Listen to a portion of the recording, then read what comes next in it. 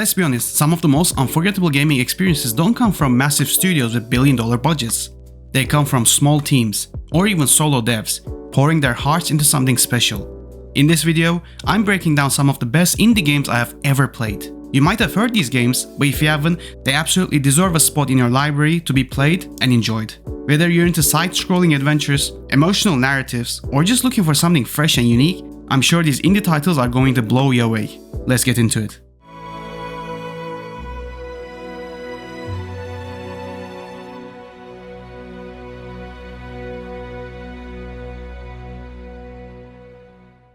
Journey is a game that proves you don't need complex mechanics or even heavy dialogue to create a meaningful experience. When I first played it, I was in awe and mesmerized by the simple yet beautiful world design.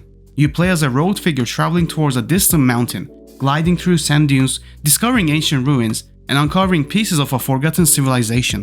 What makes Journey truly special is its emotional storytelling through atmosphere alone. There's no text, no narration, just music, visuals, and your actions. But what sets Journey apart and brings in a unique twist is that it can be played multiplayer.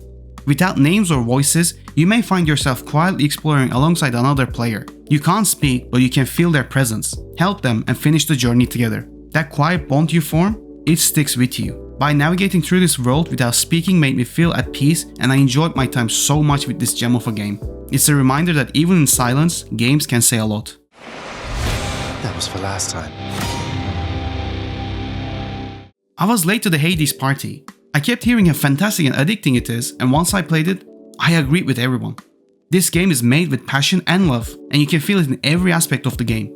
Hades takes the roguelike genre and elevates it in every way. You play as Gris, the son of Hades, trying to escape the underworld. Each run is different, with random weapons, upgrades, and abilities from the gods of Olympus. But what makes Hades shine is how it integrates storytelling into every death. This was one of the first roguelike games I played, and it was addicting as hell. No pun intended. After dying, instead of starting over with nothing, you return to a central hub filled with wacky and interesting characters, evolving and funny dialogue, and a story that progresses with every attempt.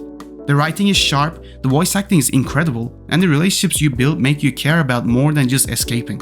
Let's not forget the brilliant combat as well. It's fast, fluid, and addictive. Whether you're dashing through enemies or chaining boons for ridiculous combos, Hades always kept me coming back. Okay, I'm gonna cheat. I know the title says 7 best indie games, but I want to add Gris and Neva together as they are developed by the same studio, Nomada, and felt like the perfect double feature you can play.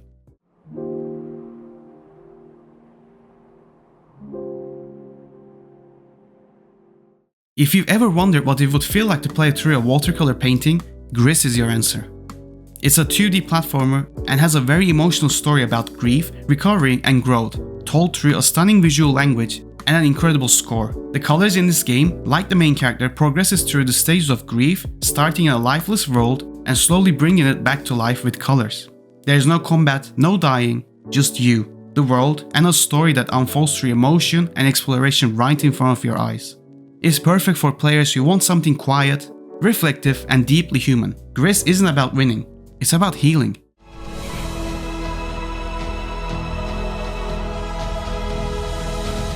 On the other hand, Neva takes everything that made Gris a great game and elevates it.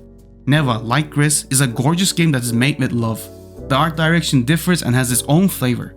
In Neva, you play as Alba and her wolf companion Neva. Heavily inspired by Princess Mononoke, the story follows your characters going through a corrupted world. The story and the tone really felt bittersweet. The puzzles are back and the combat was smooth and effective. Neva and Gris aren't just one of the best indie games I have played, they are one of the best games I have ever played, period.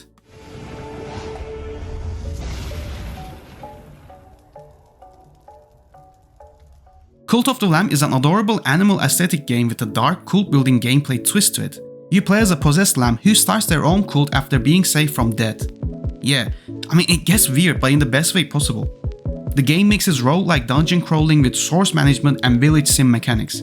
One minute you're fighting heretics in a creepy forest. The next you're back at camp, feeding your followers and dealing with someone who just shat everywhere. Seriously, it's charming, twisted, endlessly replayable, and oddly wholesome despite the whole dark ritual vibe. The art style is one of the best out there and the combat is really addicting. If you like your indie games weird and wonderful, this is a must play for you.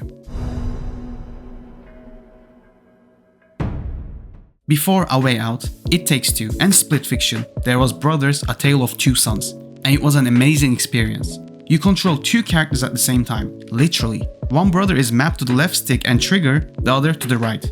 It's a simple mechanic, yet it took me a minute to get used to it. Over time, it became incredibly powerful as the story unfolded. It is one of the most unique games I have played, and the gameplay was something else with its mechanics. The game tells a tale about two siblings on a journey to save their dying father. Along the way, they face puzzles, challenges, and emotional moments that will leave a lasting mark. The ending? No spoilers, but it's one of those gaming moments that sticks with you long after you finish playing. It's short and sweet, but every second is memorable. If you want a game that connects emotionally and mechanically, Brothers: A Tale of Two Sons is a hidden gem. I haven't played the remake yet, but I do plan to pick it up soon.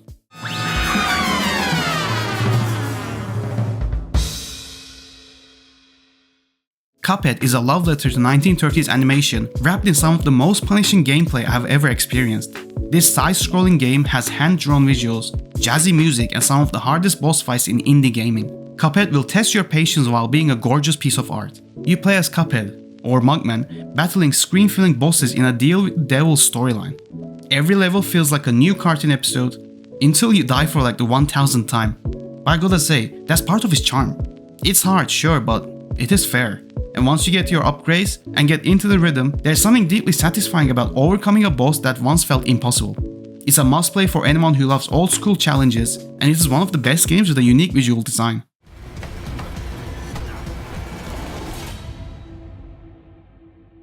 I was so excited to play Sifu, and it did not disappoint. This game is a brutally stylish hand-to-hand combat action game with a unique twist. You age every time you die. Set in a gritty world that is ripped straight out of a classic martial arts film, you play as a fighter on a mission of revenge. The combat is tight, technical, and incredibly satisfying. Every punch, parry, and dodge feels earned. But what really sets Sifu apart is the aging mechanic. Each death makes you older, wiser, and deadlier, but also more fragile.